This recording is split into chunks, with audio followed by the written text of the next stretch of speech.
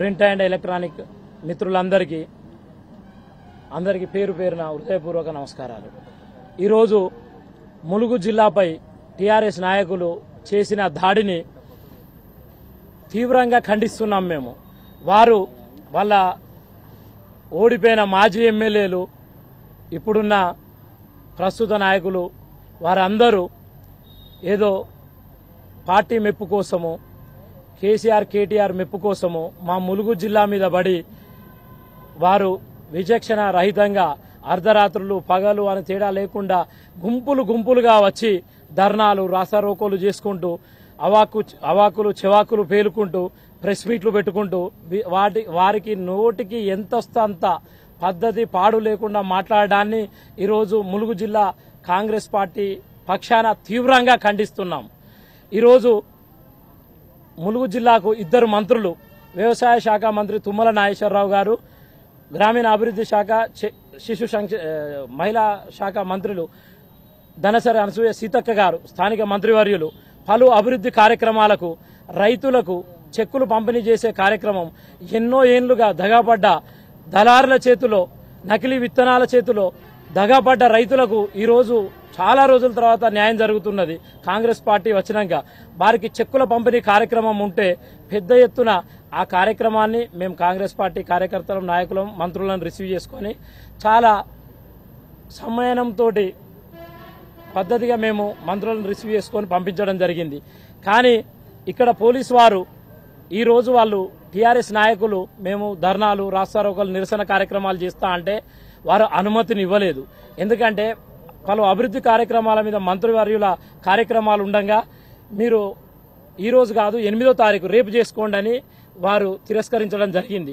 అయినా మేము చేసి తీరుతాము అని రౌడీయిజం తోటి పక్క అసెంబ్లీ నియోజకవర్గాల నుంచి పెద్ది సుదర్శన్ రెడ్డి గారు, గండ్ర రమణారెడ్డి గారు గుండాలను వేసుకొని వచ్చి నర్సంపేట నుంచి భూపాలపల్లి నుంచి ములుగు మీద దాడి చేయడం జరుగుతున్నది. వారు రేపు చేసుకోండి అని పోలీసు వారు పర్మిషన్ ఇచ్చినా కానీ మేము చేసుకుంటామని పెద్ది సుదర్శన్ రెడ్డి గారు రాత్రే కొంతమంది రౌడీలను తీసుకొని వచ్చి ములుగులో బస చేయడం జరిగింది. ములుగు టౌన్లో రాత్రి ఉన్నారు. అయినా మా జిల్లా పోలీస్ అధికారులు చాలా సంయమనం పాటించి వారికి సహకరించడం జరిగింది. వారి ధర్నాకు వాళ్ళు చేసుకొని శాంతియుతంగా చేసుకోవాలి అని చెప్పడం జరిగింది. అయినా వాళ్ళు ఇక్కడ గతంలో లేని విధంగా పలు అభివృద్ధి కార్యక్రమాలు జరుగుతుంటే ఓర్వలేక వాళ్ళు మా మీద, కాంగ్రెస్ పార్టీ మీద, మంత్రి సీతక్క గారి మీద, ఒక గిరిజన మహిళ మంత్రి అయితే తట్టుకోలేక వీరు సుదర్శన్ రెడ్డి గారు నరసంపేట నియోజకవర్గంలో ఓడిపోయిన ఎమ్మెల్యే, భూపాలపల్లిలో ఓడిపోయిన ఎమ్మెల్యే గండ్ర వెంకట రమణారెడ్డి గారు, ఇక్కడ ఓడిపోయిన క్యాండిడేట్ నాగజ్యోతి గారు, వీరందరూ కుట్రపండి ఒక గిరిజన మహిళ, ట్రైబల్ మహిళ ఎమ్మెల్యే అయి మంత్రి అయితే 75 సంవత్సరాల చరిత్రలో ఎన్నడూ లేని విధంగా ఇక్కడ మంత్రి ఉంటే తట్టుకోలేక తను చేస్తున్న అభివృద్ధి కార్యక్రమాలు చూసి ఓర్వలేక ములుగు మీద దాడులు చేయడం జరుగుతున్నది. గతంలో ఎలక్షన్ అప్పుడు కూడా వీరు వందలాది కోట్ల రూపాయలు తీసుకొచ్చి, డబ్బు సంచులు తీసుకొచ్చి ఇక్కడ ఉండి వారి అధికార దుర్వినియోగాన్ని చేసినా గాని ములుగు ప్రజలు ఆ రోజు కూడా ఒక్కటే నిరూపించారు. మేము గతంలో కూడా చెప్పినాం, ములుగు ప్రజలకు ఆత్మాభిమానం ఎక్కువ, మేము డబ్బులకు అమ్ముడు పోయే వాళ్ళం కాదు అని తిరస్కరించారు. మళ్ళీ బుద్ధి రాక మళ్ళీ మిడతల దండులు లెక్క మళ్ళా ఒక్కొక్కరుగా పలు నియోజకవర్గాల నుంచి ములుగు మీద పడుతున్నారు. ఇక్కడ ఏమున్నది ములుగు మీద? మీ అక్రమ వ్యాపారాలు సాగనిస్తలేమనా? ఎందుకు మీరు ములుగు మీద పడి దాడులు చేస్తున్నారు? మీరు మీ గత చరిత్రలు ఒక్కసారి చూసుకుంటే మీరు ఇక్కడ ములుగుల విచ్చలవిడిగా ఇసుక వ్యాపారం చేసిండ్రు, మా మల్లంపల్లిలా ఎర్రమట్టి వ్యాపారం చేసిండ్రు. కాంగ్రెస్ పార్టీ వచ్చినాక అన్నిటికీ అడ్డుకట్ట వేసిందనే కదా మీ అక్కసు వెళ్ళగక్కడము. కానీ కాంగ్రెస్ పార్టీ ఇటువంటి కుట్రలకు ఏనాడు మేము జంకేది లేదు, బెదిరేది లేదు, భయపడేది లేదు. మీరు ఆల్రెడీ ప్రజల్లో తిరస్కరించబడి ఉన్నారు. పెద్ది సుదర్శన్ రెడ్డి గారు, మిమ్మల్ని ఒక్కటే అడుగుతున్నా నేను, మీకెందుకు సీతక్క గారి నియోజకవర్గానికి వచ్చి ఇక్కడ ధర్నాలు చేసుడు, దాడులు చేసుడు మీకెందుకు? మీకు ఈ అక్కసని అడుగుతున్నా. గండ్ర రమణారెడ్డి గారు, మీరు చేసిన నిర్వాకాలు తెలియదా? ప్రజలందరికీ తెలుసు. నువ్వు ఎన్ని వేల ఎకరాలు ఆక్రమించిండ్రు, మీరు ఏం దందాలు చేసిండ్రు, చిట్టాలు ఏం ఇసుక ఇచ్చేసిండ్రు, మీరు ఇసుక వ్యాపారాలు చేసిండ్రు, మీరు మీరు మీ కిరోసిన్ వ్యాపారాలు తెలుసు, మీ పనులన్నీ మాకు తెలుసు. మిమ్మల్ని మేము అంటలేమే. మీ నియోజకవర్గానికి వచ్చి ములుగు మీదకి వచ్చి మీకు ఎందుకు అంత అక్కసు? ఎందుకంటే వెనుకబడి ఉన్న నియోజకవర్గం ఈరోజు ట్రైబల్ యూనివర్సిటీ వచ్చింది, ఈరోజు బస్టాండ్ వచ్చింది, ములుగుకు అభివృద్ధి చెందుతుంది, రకరకాల అభివృద్ధులు అవుతున్నాయి. ఈరోజు రోడ్లు వచ్చినాయి, డ్రైనేజీలు వచ్చినాయి, సీసీ రోడ్లు వచ్చినాయి. ములుగు ఒక పర్యాటకంగా రాష్ట్రంలోనే ఎన్నడూ చరిత్రలో ఊహించని విధంగా ములుగు పర్యాటక రంగంగా అభివృద్ధి చెందుతున్నది. కాబట్టి మీ అక్కసంతా మా ములుగు మీద పడి ఇచ్చేస్తున్నారు. ఇక పెద్ది సుదర్శన్ రెడ్డి గారి విషయానికి వస్తే, మీరు అక్కడ మీ నియోజకవర్గంలో మీ నియోజకవర్గంలో మిమ్మల్ని ప్రజలు తిరస్కరించారు. మీరు ఇక్కడికి వచ్చి నర్సంపేట నుంచో హైదరాబాద్ నుంచో గుండాలను తీసుకొని వచ్చి నేను ములుగుల రాజకీయాలు చేస్తా, ములుగుల బెదిరిస్తా, ములుగుల రౌడీజం చేస్తా అంటే ఖబర్దార్ పెద్ది సుదర్శన్ రెడ్డి. ములుగు అంటే ఏమనుకుంటున్నావు? తమాషాలు చేస్తున్నావు. ములుగు గడ్డ పోరాటాల అడ్డ. ఇది ములుగు గడ్డలో మీ ఆటలు సాగవు.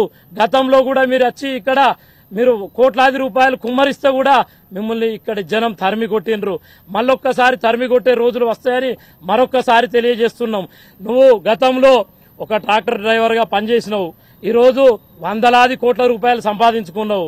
నువ్వు సంపాదించుకో, వేలాది కోట్ల రూపాయలు సంపాదించుకో, కానీ మా ములుగు ప్రజల మీద అవాక్కులు చెవాక్కులు మాట్లాడి ఇక్కడికి వచ్చి మా నాయకుల మధ్యలో చిచ్చు పెడుతూ ఇక్కడ మీ రౌడీ సంస్కృతి ఇక్కడ పాటించాలి అనే విధానాన్ని తీసుకురావాలనుకుంటే మేము ఒప్పుకోము.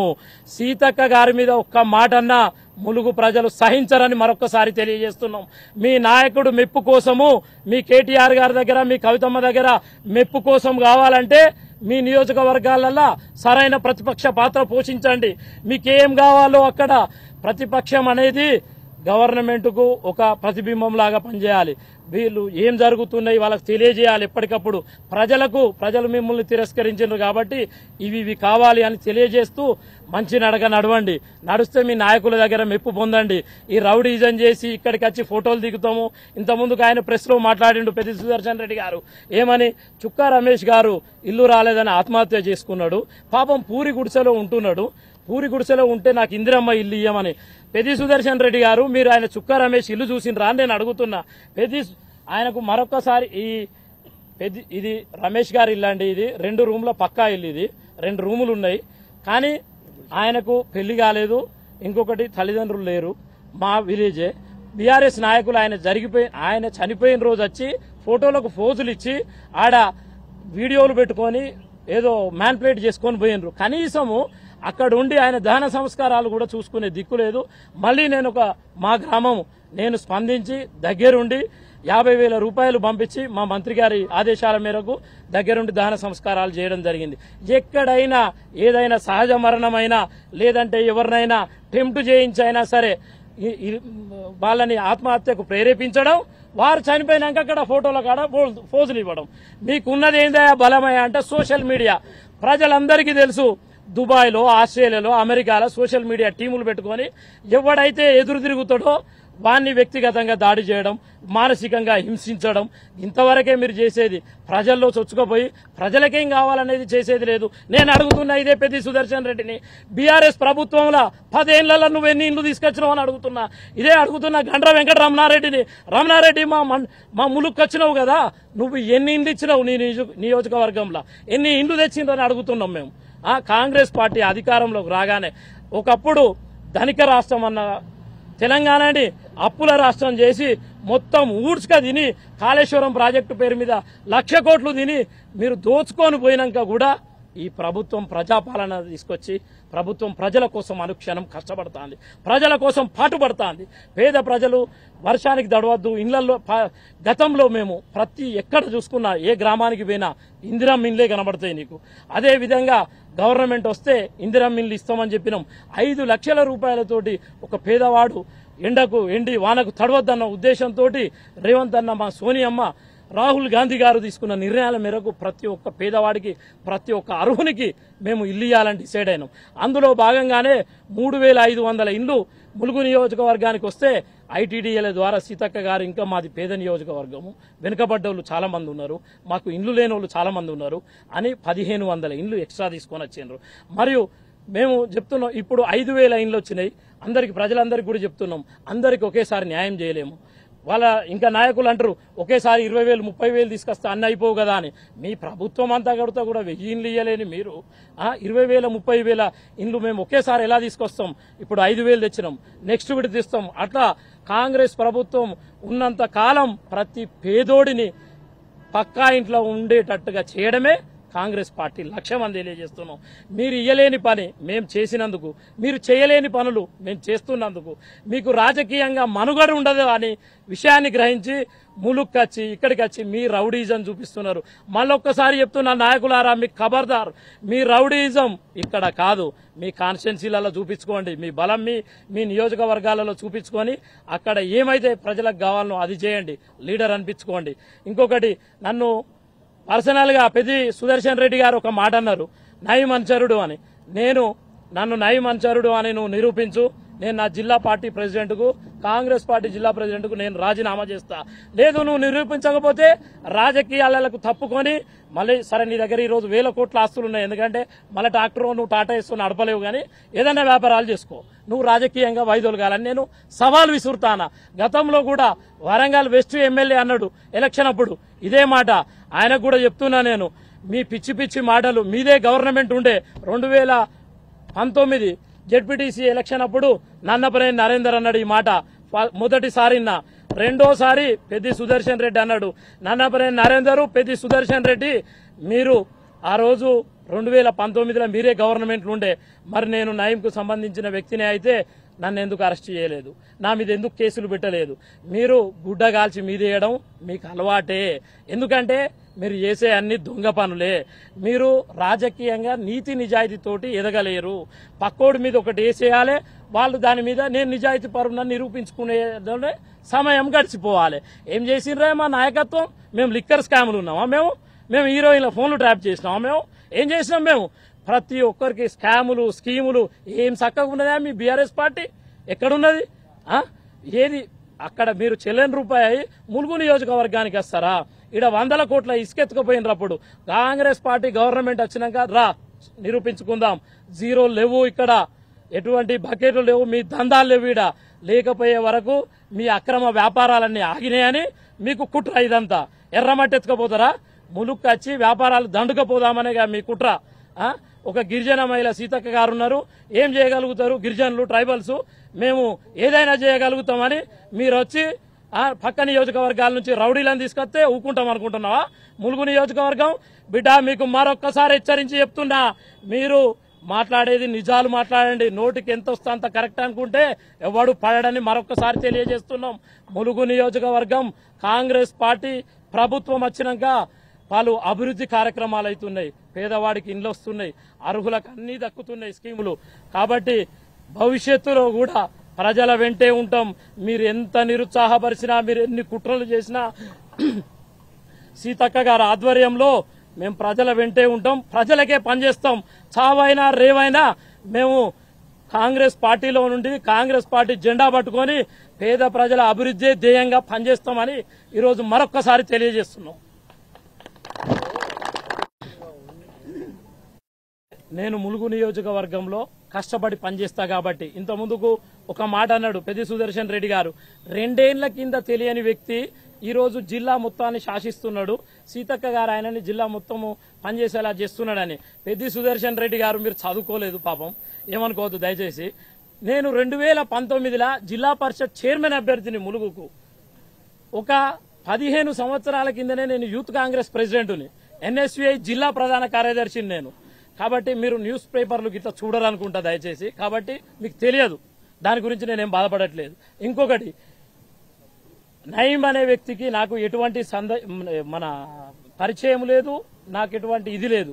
ఎందుకంటే గత 10 సంవత్సరాలు వాళ్ళే కదా, నాకు ఒకవేళ ఆయనతోటి సంబంధం ఉండుంటే వాళ్ళు కేసులు చేయాలి కదా.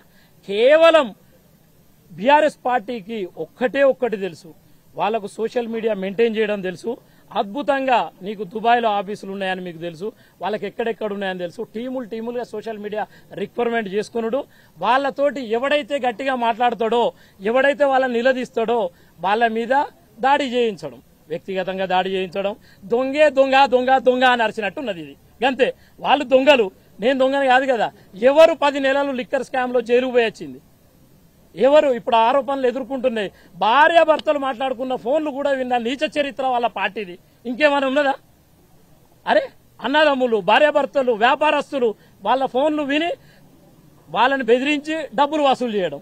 అయ్యి ఏం జరుగుతుందండి? 10 ఏళ్లలో అసలు దరిద్రం జరిగింది. ప్రజలకు విరక్తి చెందే ప్రజాపాలనకు ఓట్లేసి కాంగ్రెస్ పార్టీని అధికారంలోకి తీసుకొచ్చారు.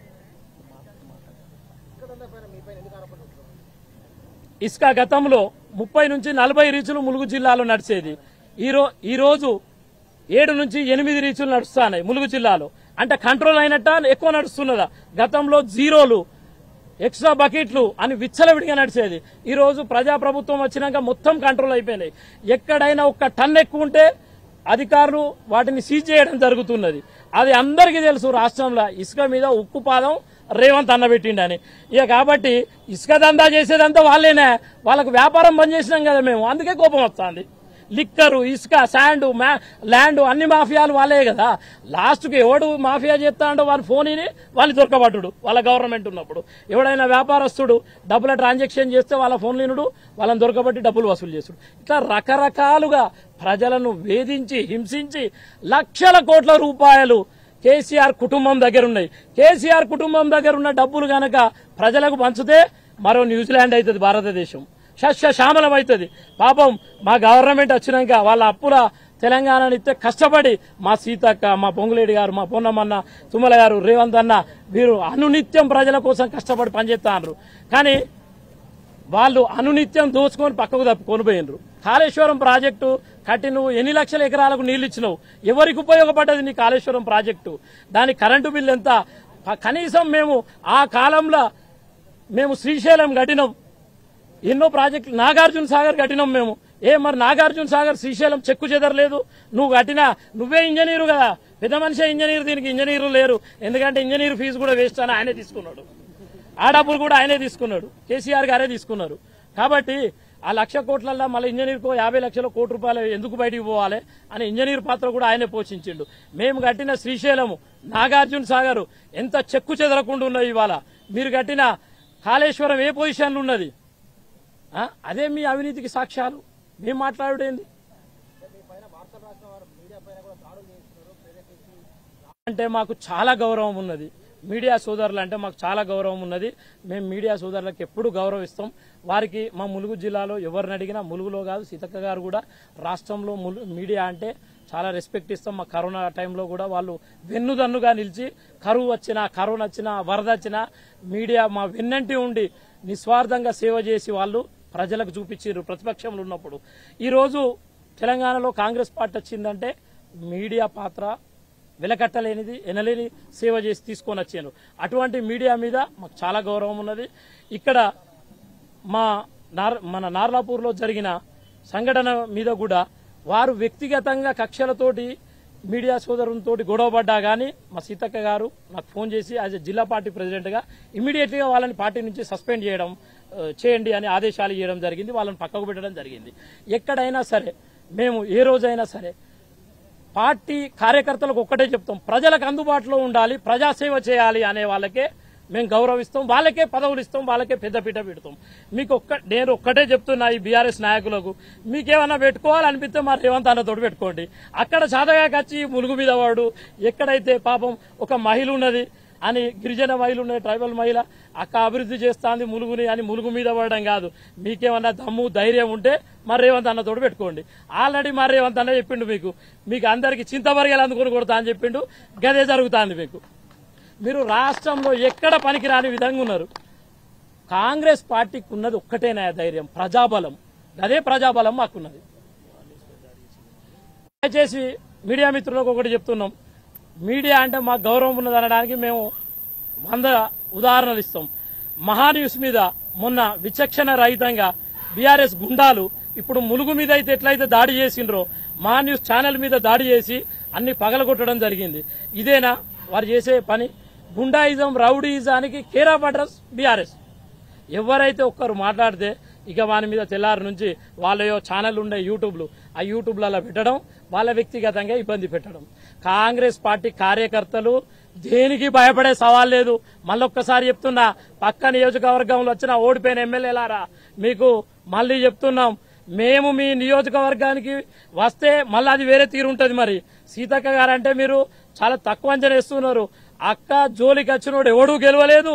అక్క అడుగు పెడితే మళ్ళీ మీ నియోజకవర్గాలు కూడా మళ్ళీ మీ స్థానాలు కూడా గల్లంతైతాయి అని చెప్తున్నా.